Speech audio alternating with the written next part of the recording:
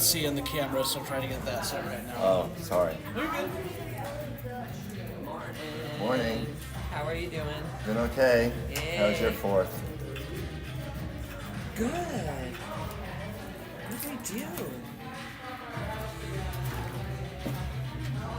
Oh, went to the AV Lounge and then to Carrie's. Have you ever gone to Carrie's and listened to that public domain? I'm not. Oh, God, Tom, I think you would like it. I know. It's good but music. My neighbor goes all the time. Yeah, it's so good. And Maybe right one now day it's I'll go. Right now it's outside, which is nice too. So. Wow, we're usually there. Not always, but usually. Yeah, Mark has said that he goes. I So think you would really like it. usually I'm always Peloton, but maybe next week I can go. Maybe try it and see. Yeah.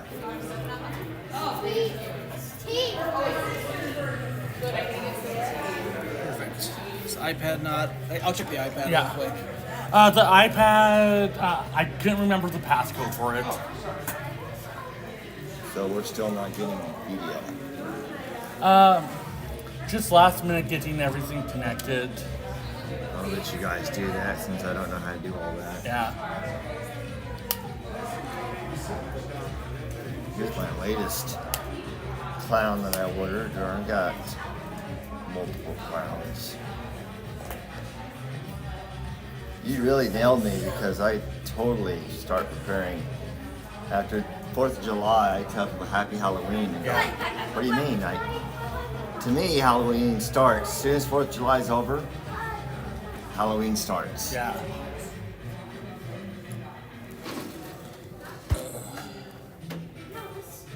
I have to go check the iPad again or the iPhone again.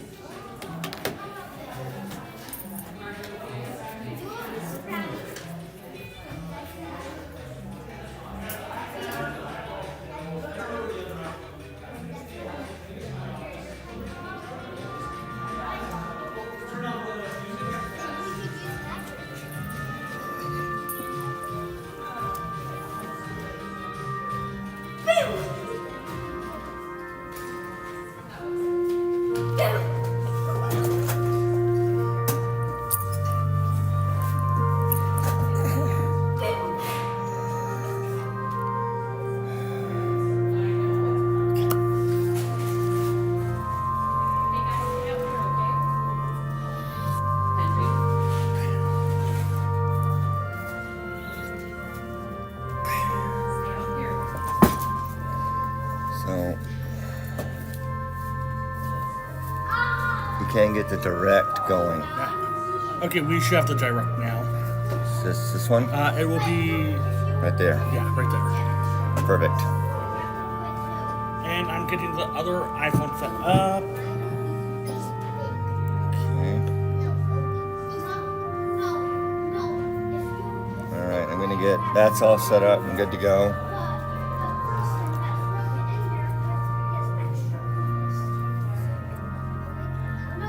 Okay, should be good to go.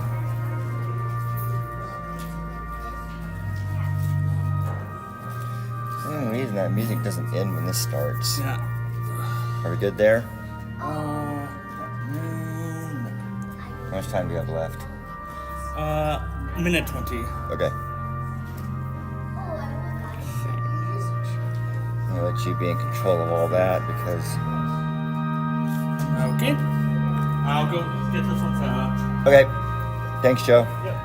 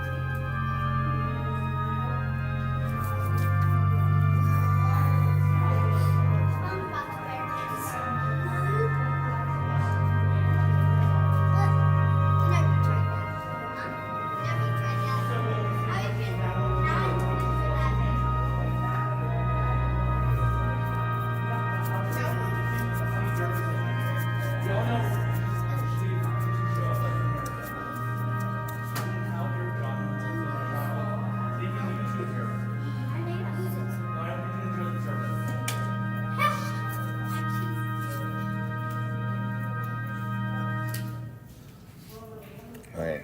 Welcome. With that, this is going to come up next. We're so glad you're here. Here we believe in radical love. Okay, Faith is singing, so we're going to have to do the whole. As we lift our voices in worship, Okay. know that you are part of something bigger. Family of faith, committed to growing, serving, and loving. No matter where you come from, what you believe, or what your story is, you're welcome. Because at the Millennium First Community Methodist Church, we live by this motto. Everybody, always, you're How much time do I have left? So settle in, open your 5 heart, seconds. and let's worship. Okay. Well, good morning. Welcome to the First United Methodist Church. My name is Jordan Minnick Keysbo. Give me a look. Oh, can you kill the reverb, Joe? Sure. Red buttons? Yep. Yep. We good? Yep. Should be. Nope, we're still on. So there should be those 2 faders on the far right. Press the button below and make them red. Check. Still got to. Sorry. What are we pushing? So when you say far right, which far right are you talking about? These two. Okay. Check.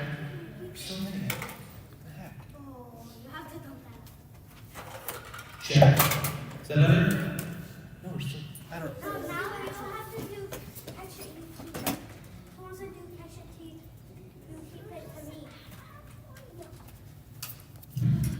Test. I don't think that will help. Test. I have no awareness for this.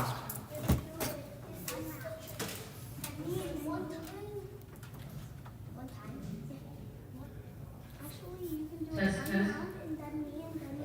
This one better? Check. Oh, we're backwards. Oh. I'm normally mic 2, you're mic 1. I figured you were my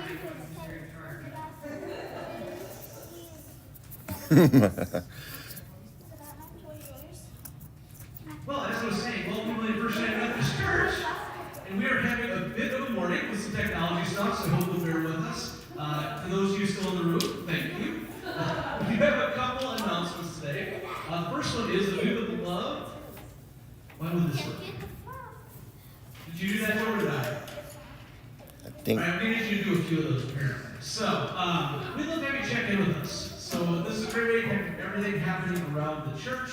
You can sign up for the newsletter. You can ask to meet with me. You can ask about baptism or church membership. We'd love to be able to connect with you, and our check-in form is the best way to do that. We have one other announcement that isn't going to be on the screen, but we have a new church leader. So, Gio left us a little while ago and did an incredible job for the almost 2 years he was with us. And we have hired Chris, who is the pastor of, or the husband of Pastor Katie from the UCC Church. And so if you see another bearded man wandering around the church, that's Chris, and he's supposed to be here. So, if you see Chris, welcome him. We're so glad to have someone helping us keep this space clean. Yes, Kelly. Yeah, go ahead.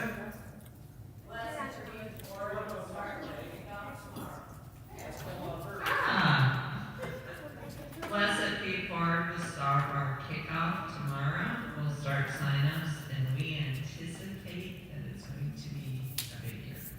So, Okay, so Blessed Feet Forward. If you are not familiar with Blessed Feet Forward, every year before they start school, our church does a big shoe giveaway to elementary kids here in Vermillion. So last year I think we did 108. Does that sound right?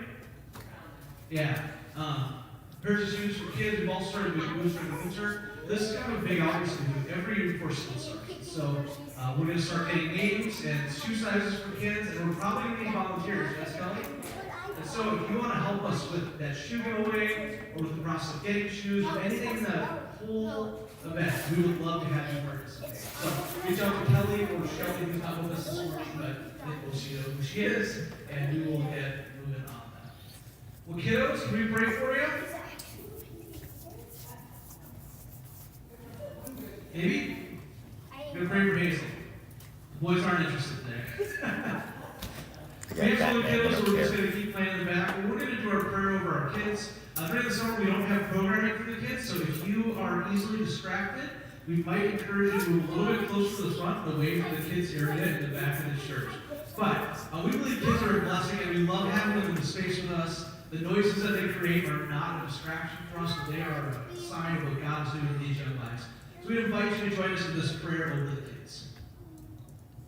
Jesus didn't tell kids to sit still. He welcomed their wiggles, their noise, their questions, and he said, that's what the kingdom looks like. So, here's your blessing before you go or stay and play. May your hands get messy with good things. May your questions lead you somewhere surprising. May your giggles echo all the way to heaven. May your play teach you more than any grown-up sermon. You are brave. You are loved. You belong. Now go, learn, play, and discover. God is already there waiting for you. Here's you go back to playing. Boys, we're praying over you as well. But we're going to move into a time of worship, and we're going to do some singing. So we invite you, wherever you're at, to stand and sing with us as we open this time of worship. Okay. Okay, I've got that.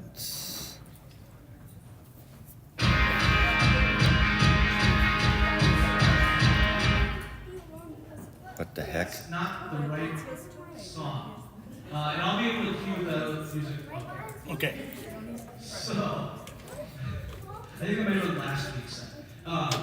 So, let's, clearly we need some prayer for everything that's going on this morning, both in our world and in our service. We invite you to join us in a word of prayer. So you just gotta laugh, right? God, who is in all of this and working through all that we see around us, would you meet us in this space today? As we celebrate July 4th, the birthday of this country, God, we do so not with closed eyes, turning a blind eye to the areas where we fall short, but with hope for the promise that existed in the founding of this country. Would you help us to move us closer to those ideals laid out by our founding fathers? And as your church, would you help us We gotta be play your defense here. hands and feet in this space? What are we doing? In our I have Song. no idea. It sounds like You know, will be able to. God, we pray as we launch the Look what's Blessed on his People phone. Word season that you would already be working in the lives of those kids and families that we get to serve. Would you make a way for the finances of this event? Would you make a way that makes sure that our word gets out to those who are in need? And God, would you show up in a powerful way as we serve these people? That's all this in your name.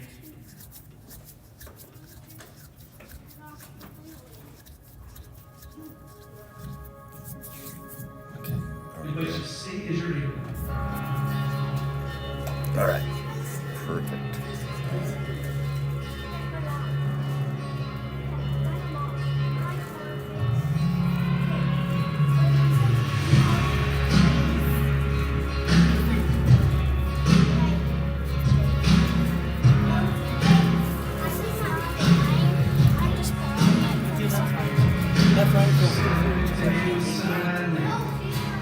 Surely it was through. Since when is it possible ever stopped you? Friday's disappointment, Sunday's empty too. Stopped you, sorry. These are the sound. This is the sound of travel track. You must have had a little bit too much July 4th celebration there. Ow! While they're singing. So yeah. My latest clown that I just ordered. Pentecostal fire. Pentecostal fire. Stirring something new. That'll be an invitation. Yes. Resurrection power runs in my veins too. I believe there's another miracle here in this Jesus.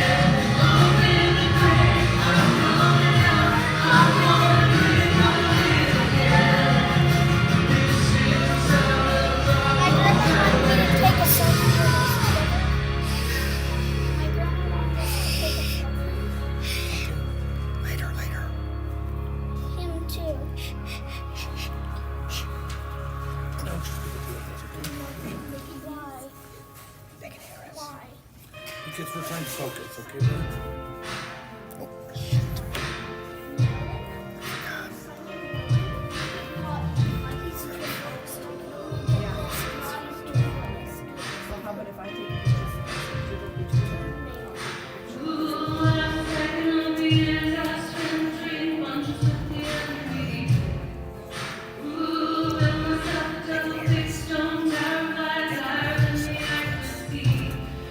In my flesh and bone.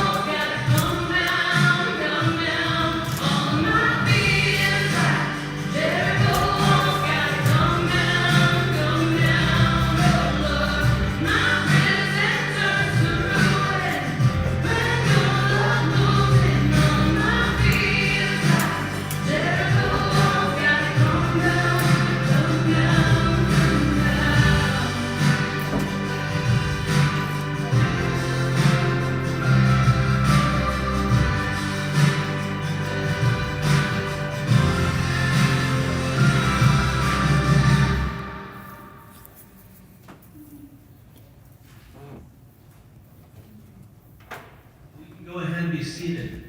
This is the time of the service where we move into a time of prayer. Joe, if you, or Tom, one of you guys, if you put up the prayer slide, it'd be helpful. We believe that as a community that we are best when we carry each other's burdens. And so we are going to enter into time of prayer, but if you have requests, you can submit them via this QR code, and we'll be in prayer. You can choose to have this go to everyone in the church via our prayer list, or I can just hold it and be praying for you. We want you to know that you're not alone. Whatever you're going through, whatever weight you're carrying, we have a God in the community who's with you. So we invite you to adopt a posture of prayer wherever you're at, whatever that looks like for you, as we come before God.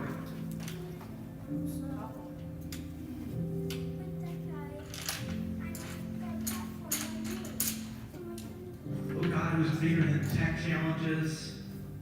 Oh God, who's bigger than air conditioning not turning on when it's supposed to. Oh God, who's bigger than all of the things that we're bringing to this space today.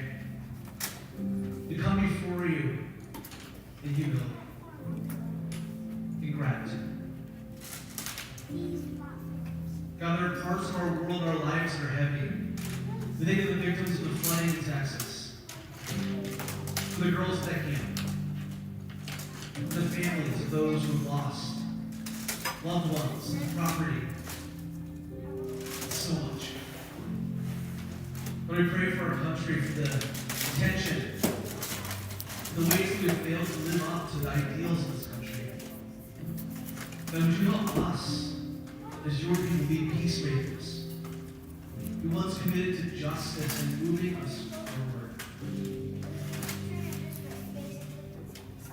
God, we come to you with joys for new jobs, for improving health, for new life. So God, we come before you with all of ourselves. The parts that are joyful, the parts that are heavy in this weird mix of humanity.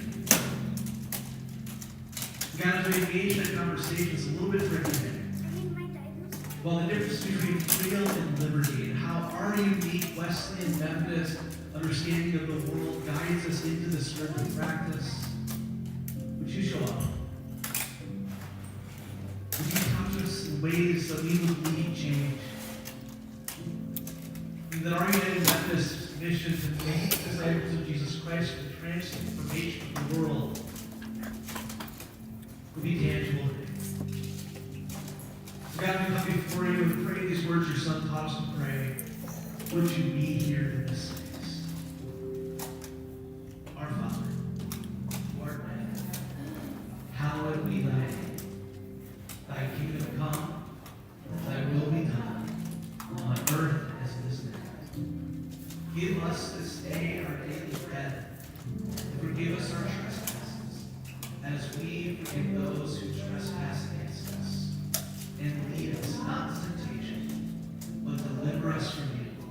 For thine is the kingdom, and the power, and the glory forever. Amen.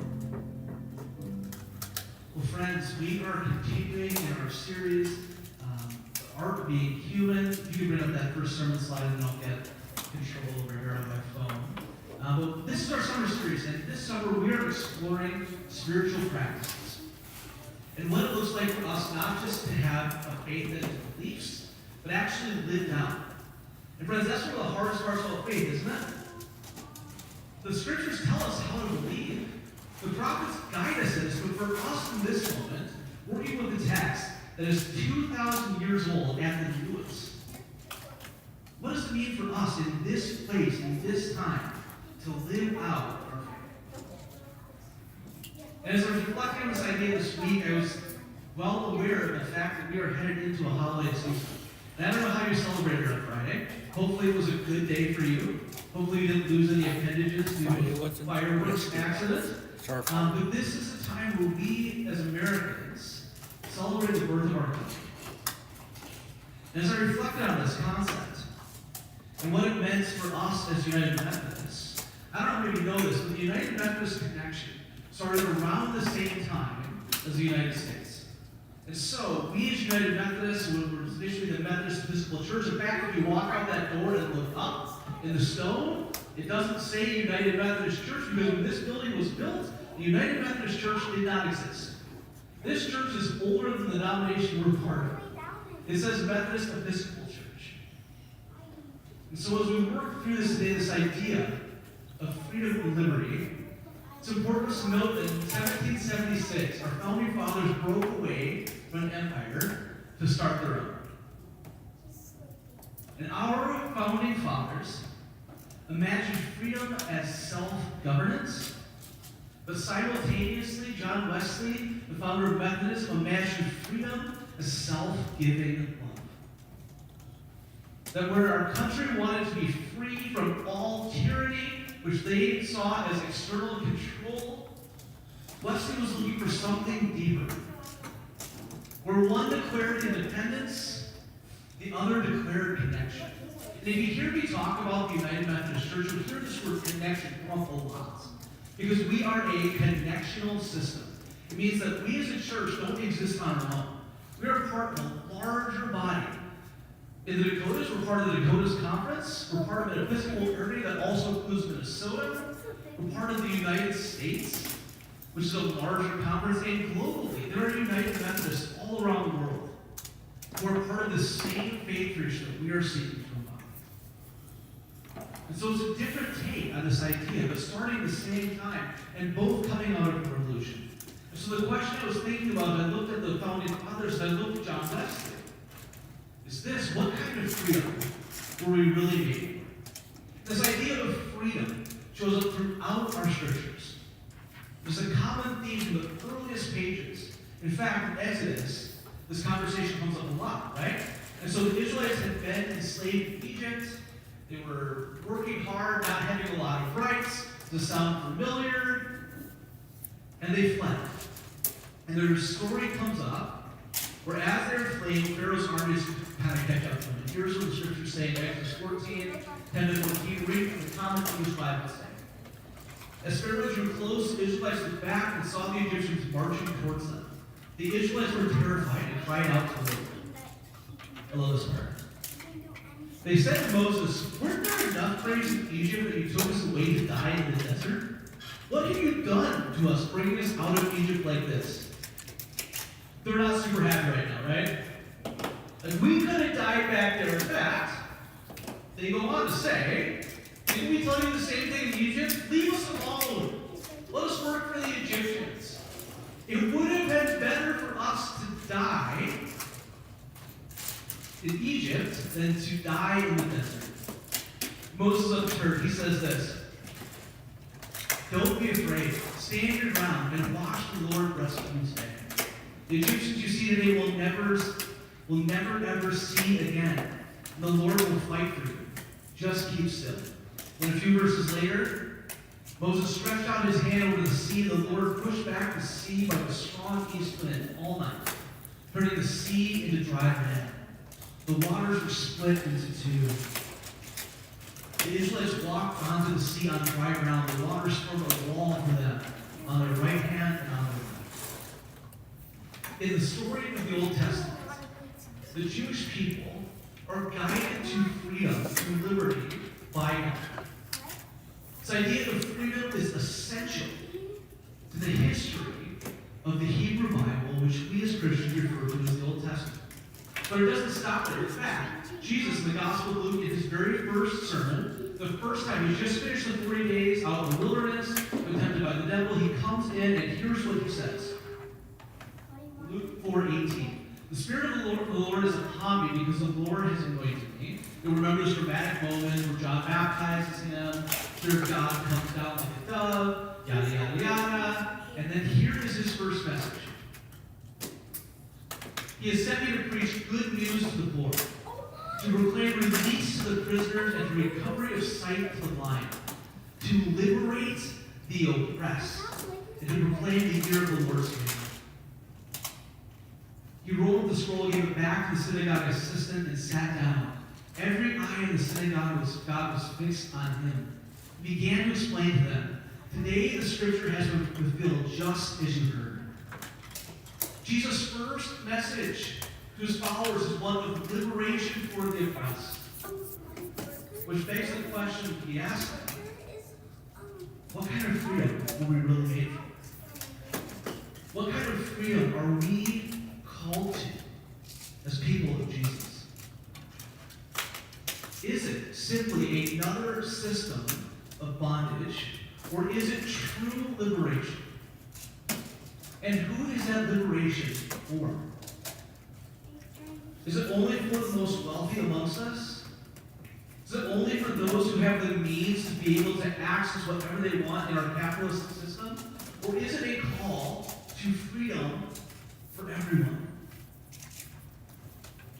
I would argue that as we read the text, Jesus is not speaking just to the power system of his day, saying, hey, keep going, keep giving the wealthy, the affluent, those who are Roman by birth, all the privilege.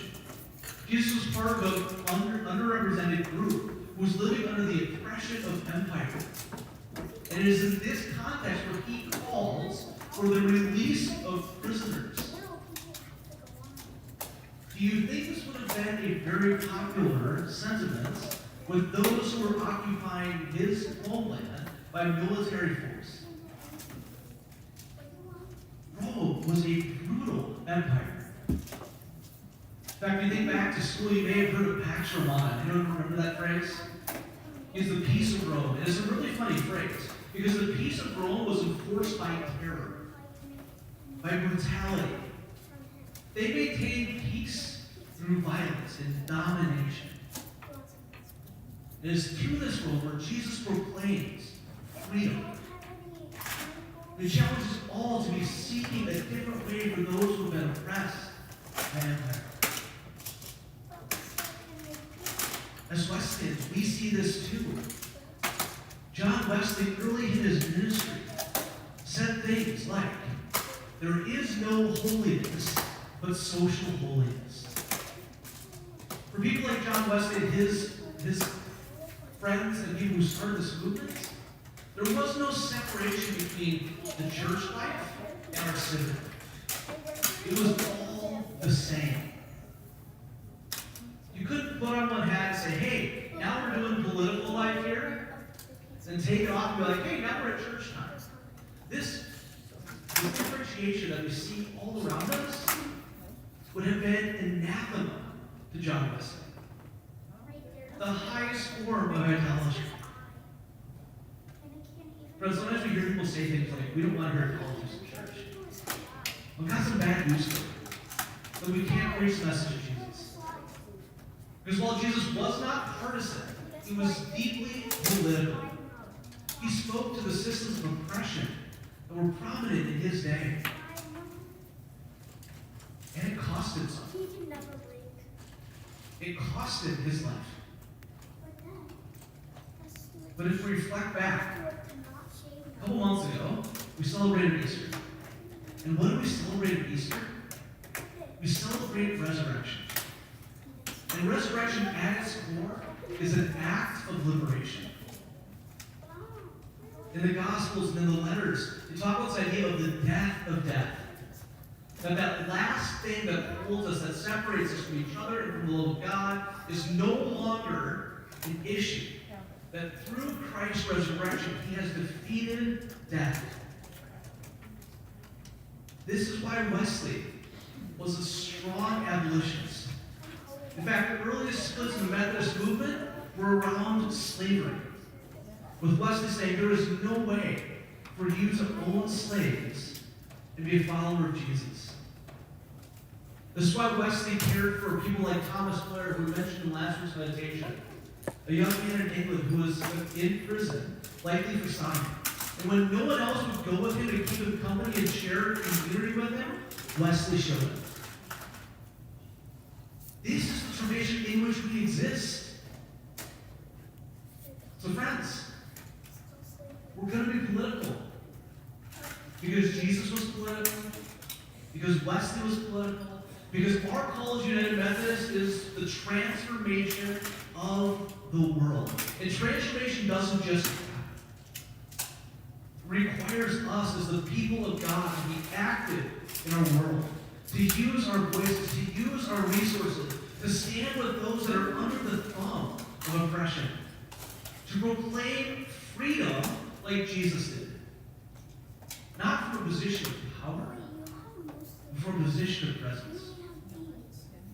And so in this series, we're kind of using the symbolism of this table, drawing on Susanna Wesley's kitchen table. And grew this 2 weeks ago. I may have shocked some of you when I threw a can in the trash very loudly, this mug, and broke it. We talked about our witness, and if we're not actually living out these words, everybody always, no exceptions, we should smash these mugs. And today's symbol is the pride flag. And I chose this very intentionally, because we are waving a lot of flags in our world today right now. And some of them, it's not fun to say, are flags of oppression. So, what flag are you waving? Are you waving a flag that trades one system of oppression for another where you just move up the ladder and are a little less oppressed? Or are you waving a flag that calls all of us the way of Jesus, to set the captives free, to stand with those that society wants us to push to the margins and tread on? I know what Jesus would call us to. I know what Wesley would call us to. The only question remains is, do we have the courage to live it out? Friends, we're going to close with a song here in a few minutes. It's a song called Resurrecting. Because I think at the core of this message is choosing resurrection. If indeed we are called to live in the imitation of Jesus, which I believe we are, we also need to be people of resurrection. And here's the challenging thing about resurrection. I know since before I'm going to say it again. It requires death. We cannot be resurrection people if we aren't willing to let things die. So what do you need to let die? As we sing this song, I would invite you. Spend some time in prayer. To do some self-analysis. And ask yourself, where in my life do I need resurrection? Would you join me in prayer? God, we thank you that you didn't settle for the world as it was, but instead calls us to a different way of being. To a way that seeks resurrection. God, we know that as your people, we are called to live in imitation of you. Even when it's hard. Even when you have to let things die. And yet, we know that those deaths are nothing more than an opportunity for resurrection. So would you help us not settle for cheap freedom, but instead take the hard path towards liberation of ourselves, of those who are deeply in need. Would you guide us? Would you give us strength? Would you give us courage? That's all that's in your name. Amen. You might just stand and say this straight.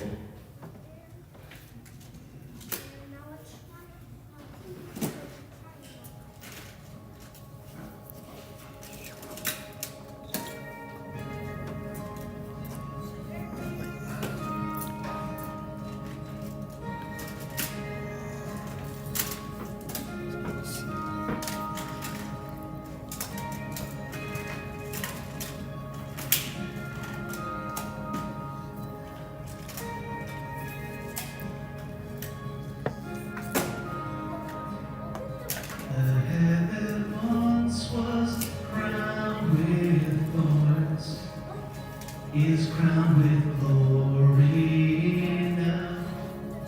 The Savior knelt to wash our feet.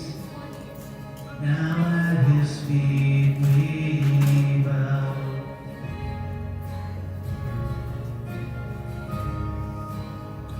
The one who bore our sin and shame now robed with majesty.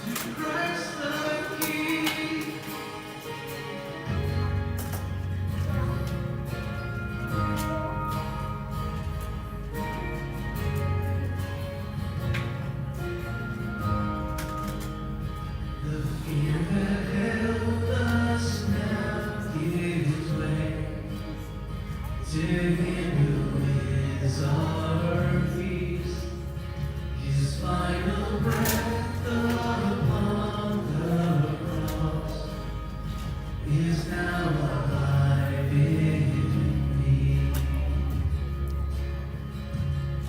Now, your name.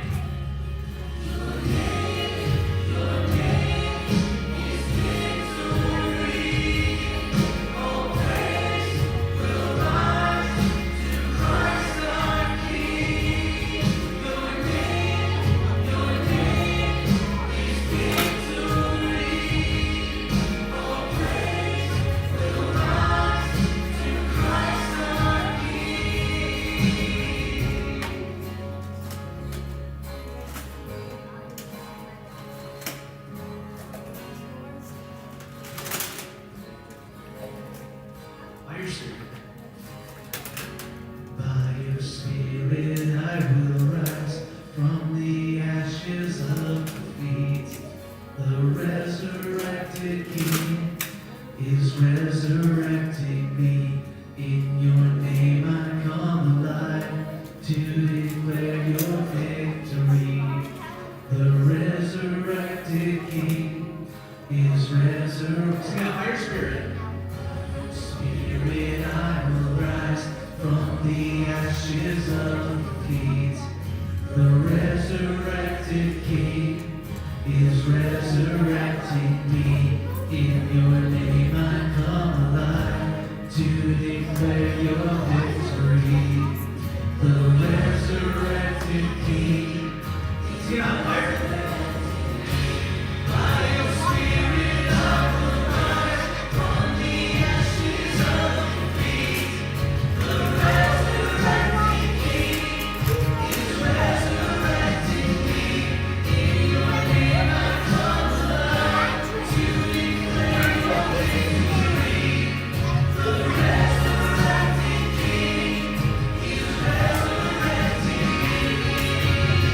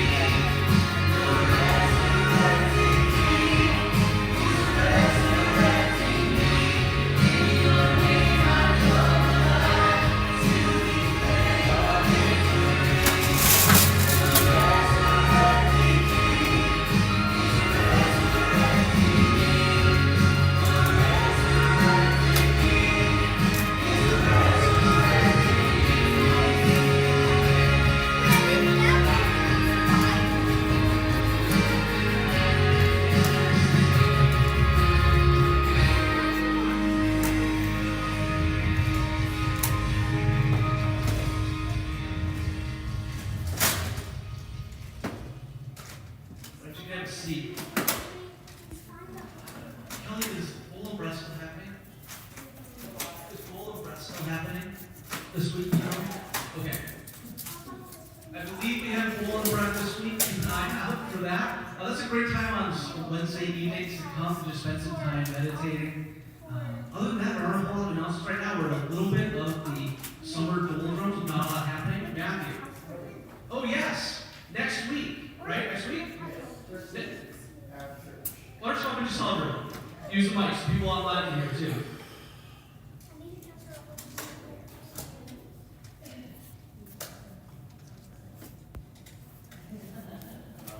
Next week, we are throwing our big 4th of July over our summer bash. Big barbecue in our backyard. I cater. Nobody needs to bring anything. We don't provide alcohol or fireworks. If you want to do those things, that's fine. What time? Oh, right after church, or I'm serving at 1 o'clock, so everything should be ready around noon and walking into it. So. 805 Carleton Circle here in United. 805 Carleton Circle. So we will also make sure that's in the newsletter. And so if you don't get the newsletter, sign up for the newsletter. Yay! And then next week, it'll be a great time for us all to connect. Big thanks to Matthew and Melissa and family for hosting that. Now receive our benediction. Go now, not with fireworks in your eyes, but justice in your bones. Go not chasing the kind of freedom that serves the few, but the kind that sets everybody free, even you, especially you. Walk away from the gods of empire and ego. Walk towards the God who breaks chains, tears down walls, and builds something worth belonging to. May you remember, freedom isn't a solo act, it's a table, and there's room for all of us. Go, not just in peace. Go in peace and justice. We're going to have our closing with the doxology, and then there's a postlude. If you want to partner with us financially, there are plates at both kind of the exits.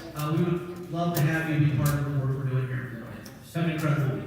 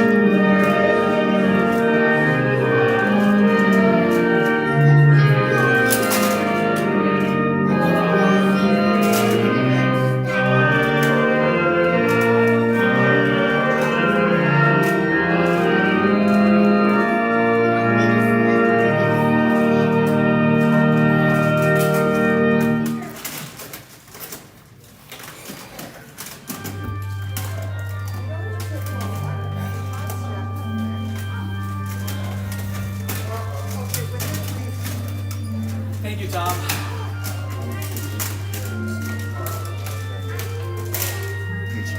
Shoot. Dang it, it was all the bullshit microphone. Oh well. So they keep kind of quiet.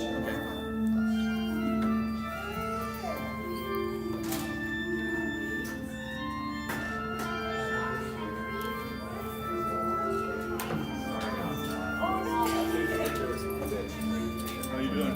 Doing okay. Hey, This microphone's picking up, so. That's what we Yeah, that'd be awesome. What, you just need to come at like 9:30 or? Yeah, yep. Okay, yeah. I think he's getting stuff set up from there. We're gonna heads up. I'm sure he'd love that. Okay, yeah. That'd be awesome. Yeah, maybe not every week. No, but of course. We're like once a month or something. I could do better than that. Awesome. Thanks, guys. Have a great week. Thanks, John. Yep.